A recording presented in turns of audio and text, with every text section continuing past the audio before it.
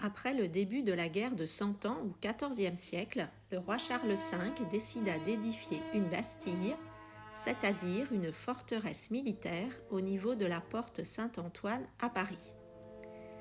Elle était constituée de 8 tours qui étaient reliées entre elles par un mur d'enceinte de 3 mètres d'épaisseur, avec un fossé circulaire large de 25 mètres et profond de 8 mètres, qui était alimenté par les eaux de la Seine.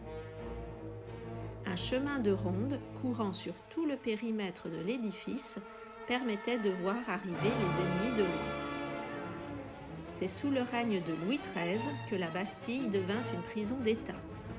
L'absolutisme qui se mit en place passa par le contrôle de l'opinion et la plupart des embastillés l'étaient pour des motifs politiques. L'instrument de cette justice royale était la lettre de cachet qui faisait office de condamnation immédiate. Seuls 10% des incarcérations faisaient suite à un procès. La Bastille a accueilli des prisonniers célèbres, comme par exemple le célèbre philosophe des Lumières, Voltaire. Il fut emprisonné 2 fois sur ordre du roi qui avait signé des lettres de cachet.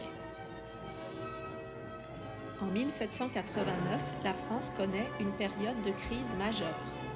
Louis XVI mise sur la tenue des États généraux pour apaiser les esprits. Mais les députés qui représentent le peuple s'unissent lors du serment du jeu de paume et jurent de ne pas se séparer avant d'avoir donné une constitution à la France. Inquiet, le roi dissout cette assemblée. Des députés du tiers-état comme Camille Desmoulins alertent sur une Saint-Barthélemy des patriotes. Le 13 juillet, les barricades et les tranchées fleurissent dans les rues de Paris. Le 14 juillet, des centaines de Parisiens se rendent aux Invalides pour chercher les armes. Puis, ils se dirigent vers la Bastille afin de se procurer la poudre. La prison n'est alors quasiment plus utilisée et les insurgés n'y trouvent que 7 prisonniers. La situation dégénère, une bataille s'engage et la prison est assiégée. Après des échanges de tirs de canon et de fusils, le pont-levis de la forteresse est abaissé. La prison est alors pillée, ses défenseurs sont massacrés et les quelques prisonniers s'y trouvant sont libérés. Le gouverneur Delaunay est décapité et sa tête est baladée sur une pique. Le roi est obligé de se soumettre à l'insistance des Parisiens. Il quitte Versailles pour se rendre à l'hôtel de ville de Paris. On lui propose de porter une cocarde tricolore. Le bleu et le rouge sont les couleurs de Paris, le blanc est la couleur de la monarchie.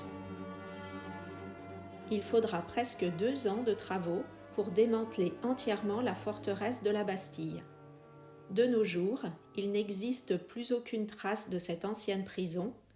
Seule une plaque commémore l'entrée de la Bastille et une grande colonne, la colonne de Juillet, trône au milieu de la place.